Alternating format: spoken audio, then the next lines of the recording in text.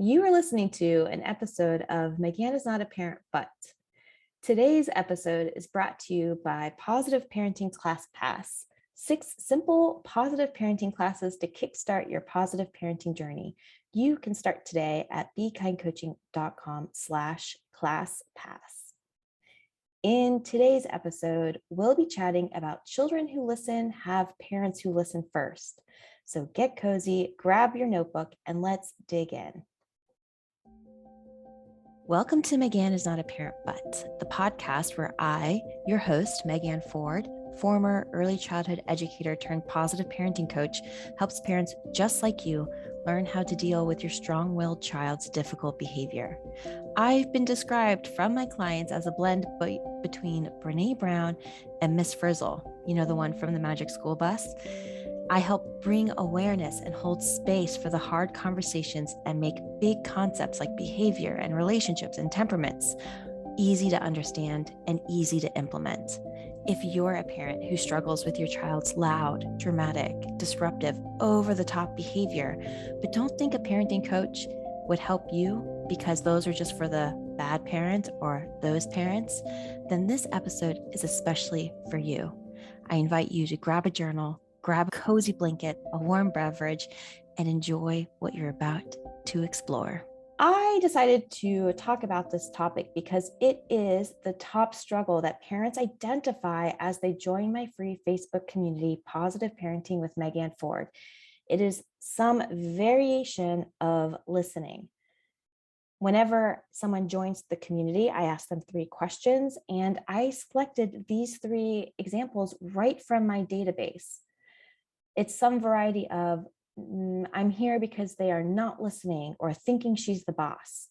Another common response is figuring out how to get them to listen, to do what they're told and listen to me. Or getting my child to listen the first time and react calmly when he doesn't get his way. So if you identify with these sentiments or if you've even heard yourself or someone else saying these things, I want you to know that this episode is just for you. Because today we're going to be talking about how listening is a skill that is taught best through modeling. We learn to listen from being listened to. It's common that they say that they just need to listen to their parent the first time. And here's the flip to that. What I say is they are listening exactly how you modeled listening to look and feel like. Because children who listen have parents who listen, and we often listen in a similar listening style. So to ground us all together, let's talk about what listening is. Listening is the second part of communication. Oftentimes we think about the verbal or the passing of information to someone, and listening and comprehension is the back half of that. In order to have clear and effective communication, both parts, the talking and the listening, must be working in flow. The act of listening involves complex affective, cognitive, and behavioral processes.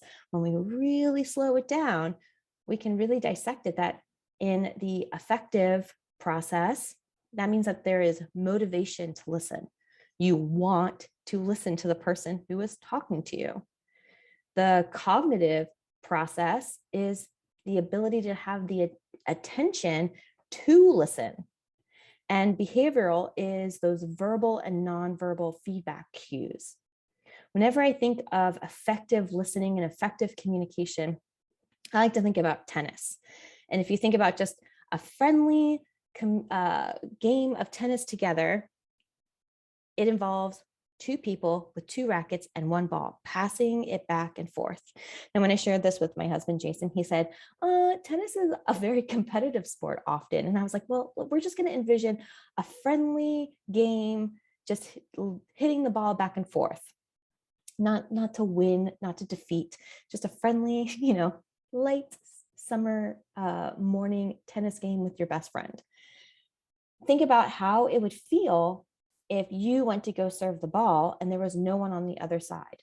There was no one who had the motivation to play with you. There was no one who had the attention to play with you. And there was no one there to receive and hit the ball back to you. would you say that that would be a very effective game of tennis? On the flip side, imagine if the other person on the other side of this tennis game also was trying to serve the ball to you. So at the same time as you're serving the ball to them, they're picking up their racket and serving the ball back to you. Things can get chaotic and overwhelming and confusing really quickly because we're not sure the flow of the game. And finally, imagine if you went to go hit a tennis ball over and someone hit a volleyball back to you. That is like a totally different game. Imagine how comfortable, how excited, how motivated you would be to play that game with that person again. This is a visual that I like to bring into communication because our goal is to have a fluid game of back and forth where we're both sharing the same goal, we're both sharing the same methods, and we're both there to have the same goal of working together. Listening in this aspect is not the same as obeying. And when I hear parents say they're not listening to me, or how do I get them to listen to the first time, oftentimes what I'm really hearing them say is, I want them to obey me. I want them to follow my commands. I want them to do as I say without any pushback. Mostly like playing that tennis game with not the partner on the other side. They want a one-way dialogue. And when I was doing some research on listening, I came across research by Roland Barthes, and he's a French linguist, and he talked about listening as it is the interpretive action taken by someone in order to understand and potentially make sense of something that one hears. He went on to say that listening can be understood on 3 different levels. It can be understood as alerting, it could be understood as deciphering, and it can be understood as understanding how the sound is produced and how it affects the listener. And this was a new concept for me, thinking of listening in this way, that to listen to someone first means that we have to be able to be alerted to it, meaning that we detect the noise, we detect the words, we detect the sound. It could also then, moving into it, impact how we decipher that, meaning detecting the patterns and interpreting those patterns.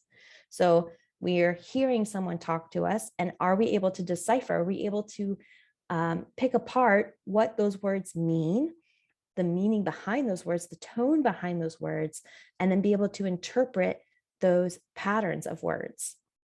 And then the third aspect is understanding, which is the comprehension of those patterns of words and having an appropriate interpretation. I think that is a powerful process here. Having an appropriate interpretation. So let's take a pause here, and I'm going to do just a quick self-assessment. On a scale of 1 to 10, how well do you listen to your children? Are you motivated to listen to them? Are you paying attention to what they are sharing with you? And are you showing verbal and nonverbal cues that you hear them?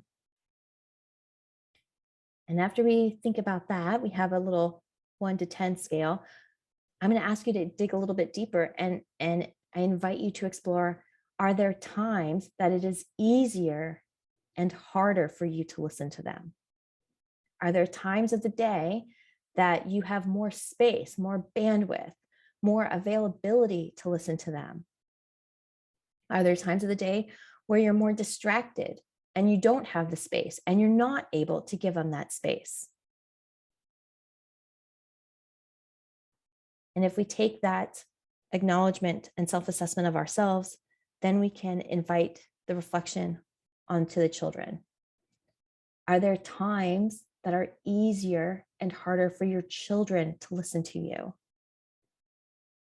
Are there times of days or moods that they're in, or ways of communicating that you know work better for your children and work better for you, so that you have the same understanding and comprehension together, so that you're playing that tennis game in flow with each other? We're going to move on from this concept and kind of break down listening even deeper. And we're going to talk about that there are actually 4 different types of listening.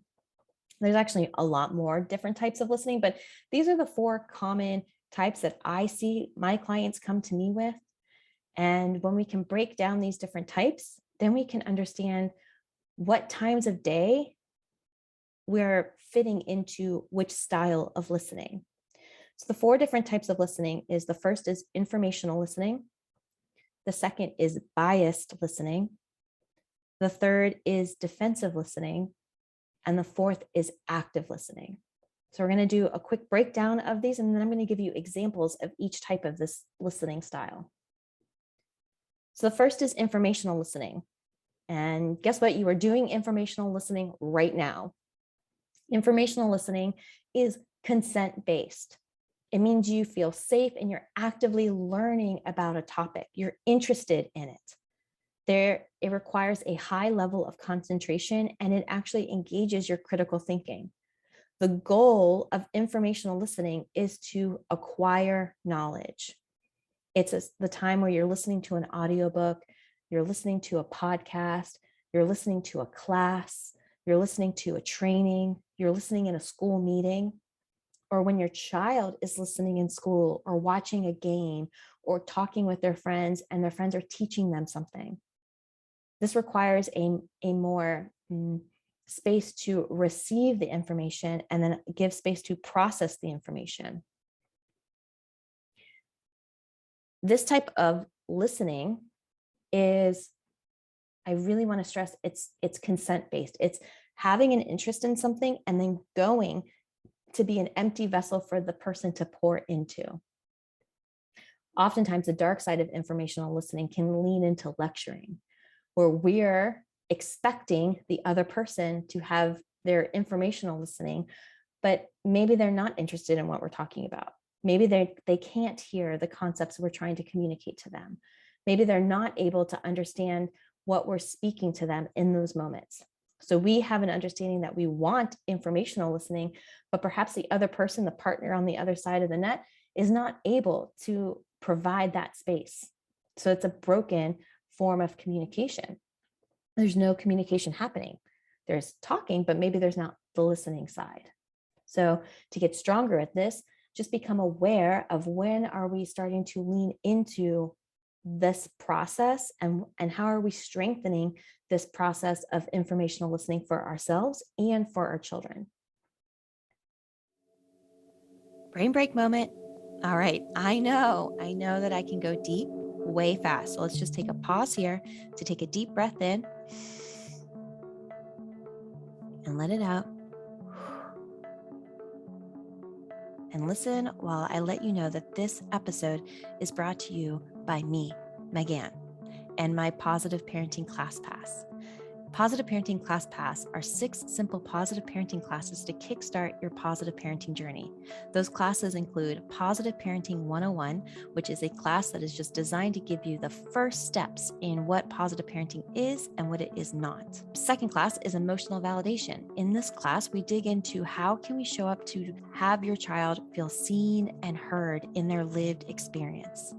The third class is Setting Boundaries, all about communicating, enforcing, and allowing testing of your secure and consistent and firm boundaries. The fourth class is a class called Ending Entitlement. Inside of this class, we dig into how we are showing up using tools of entitlement and how we can start to release those tools and begin practicing tools of empowerment and choice. And we know that what we put down, they're going to pick up. The fifth class is a class all about natural consequences. This is a class that gets very clear, and you'll walk away knowing what an imposed consequence is, what a logical consequence is, and most importantly, how to begin utilizing natural consequences so your children begin learning from their lived experience. And the final class is a class all about apologizing. I like to say that connection is the most skipped over step and recovery is the least utilized step. So in that step, you'll start to learn how to show up and use impactful and effective apologies so that your child knows that you see them and hear them and care about them. If you are looking to begin your journey today, then I highly encourage you go to bekindcoaching.com/classpass and dig into the classes starting today. As my free gift, you will receive Raising Respectful Kids, which is my 3-part video series all about how to stop focusing on adding on more decorations to your child and to you and to your relationship, and instead starting to reinforce and build a solid and secure foundation together. I can't wait to hear all of your amazing wins from the steps that you take inside of Positive Parenting ClassPass. All right, ready to get back to our episode? Before we get back, let's take one more deep breath together. And take a deep breath in and let it out. And let's go. The second type of listening is biased listening. And this is also called selective listening. I often am told by my clients that their children have their selective listening ears on. This means that they are pruning out what they've deemed as unneeded information. So this is listening with a bias, listening through a specific lens, listening with an intention of getting specific information, but not wanting to really understand all of it. So it's not really the full scope. And the goal here is listening to respond. There are certain aspects that you want to respond to, so you're only listening for those specific times. Think about in a work meeting when all the different departments are going and you've deemed it not relative to you, so you've kind of tuned out a little bit. Maybe you've checked your phone or checked your email, and you're just waiting for them to call on your department or call on you to be like, oh, yep, I'm here, I'm aware. The also times of family meetings. So family meetings is a time when if the topic doesn't interest or impact you, you kind of tune out. So imagine if you're sitting during a family meeting and the topic of this week's dance class comes up and it doesn't involve you. So you kind of tune out a little bit.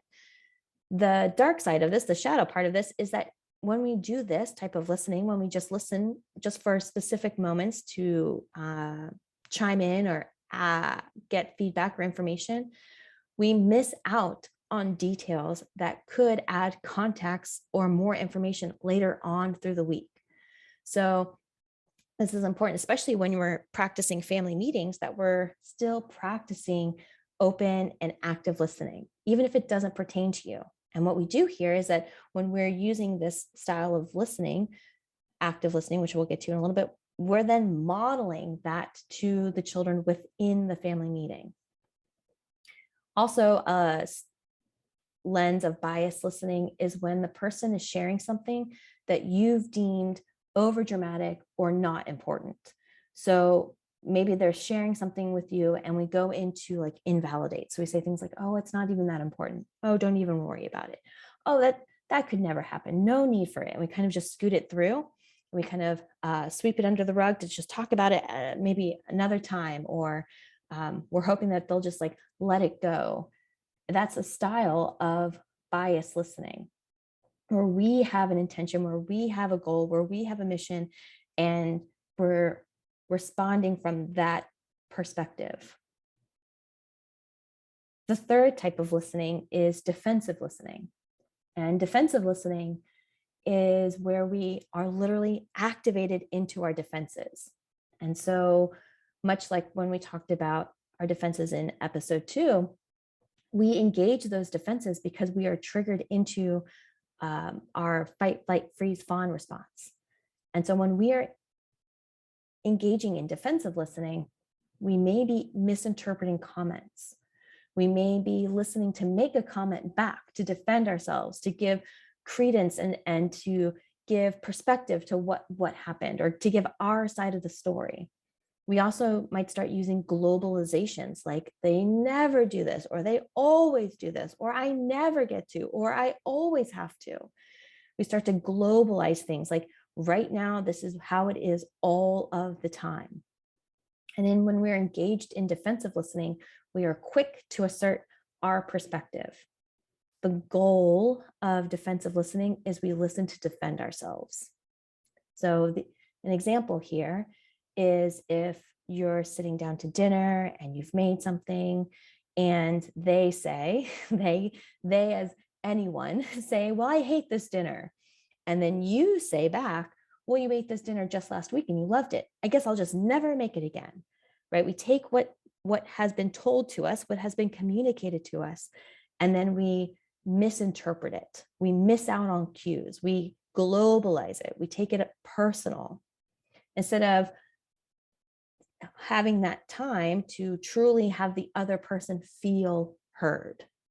This is where we think about that example of tennis where we're hitting the tennis ball and they're hitting back a volleyball. It's like, whoa, it's not even what I was saying, but that's how they're communicating back to us. That's a form of miscommunication. It's a breakdown in communication. It means what is being communicated is being misinterpreted by the other person. And finally, the last and most effective way of listening is active listening. And so when we're talking about active listening, this requires the listener to stay present, to withhold judgment, to reflect back what they hear, and to ask for clarity. The goal is listening to understand the other person. And oftentimes, this is hard. It is hard to do. It's quite easy to jump into a defensive listening, or it's quite easy to jump into a biased listening. Even lecturing, it's quite easy to slip into one of those. It takes a lot more effort and a lot more bandwidth and a lot more practice and conscious work to stay active, to check in and withhold that judgment, to reflect back and to ask for clarity so that we're making that flowing game of tennis back and forth. So taking the example of dinner, if they say, I hate this dinner, you could say, sounds like you're not happy about this dinner. Is there anything we can do to make it better? Working towards the other person feeling understood, not taking what they say personally, not globalizing it, not trying to rationalize or defend it, just trying to seek understanding and clarity. Listening like this, it takes practice, and it takes practice together. It takes making mistakes. It takes bringing awareness. It takes stumbling. It takes slowing down, taking a pause, reflecting back and saying, when am I feeling listened to? When am I not feeling listened to? What else is going on? And how can we get on the same page so that we're listening to understand, so that that is what we're modeling to the children, so that they were reflected back to us. In closing, I want you to consider what type of listening that we talked about today, what kind of listening comes most easily for you? Are there certain types of people in your life that certain aspects of listening, certain styles of listening come easily for you? I know for myself, when I'm around some family members, I shift into defensive postures quite easily. I know that it's a lot easier for me to listen actively and empathetically to my husband or to my friends. Those are people who feel safe to me. I know that it's hard for me to show up to a class if I'm feeling activated. So making sure that I've set myself up for success so that I know for myself how I can show up to the space to make the best and most successful impact. The second question is, what type of listening is your child reflecting back to you? Now, like I said, with all skills, they're picking up what we're putting down. So what kind of listening are they reflecting back to you? And how can we start to build new skills together? How can we start to slow down and practice new skills together? And then the third question I have you to leave you with to consider is, what would help you become a more confident, active listener with the people who challenge you? Who, when I was writing this question, I was like, I hate this question. Because there's always space to listen to someone who does not agree with you, to listen and seek clarity and understanding to someone who holds a differing opinion to you.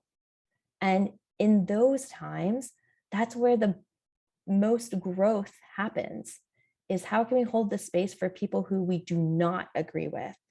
And what transformation can happen if the other person feels heard and understood? Oh, friends, coming up next week, we are building on this concept with the episode titled, Are You Listening to Your Child? Inside of this episode, I'm going to be sharing common times where children begin to become misunderstood. We're leading into behavior as communication and talking through verbal and nonverbal communication as well this month. Better yet, if you want to join live and stay for the Q&A after, you can find the Zoom room link posted right inside of our Facebook community, Positive Parenting with Megan Ford.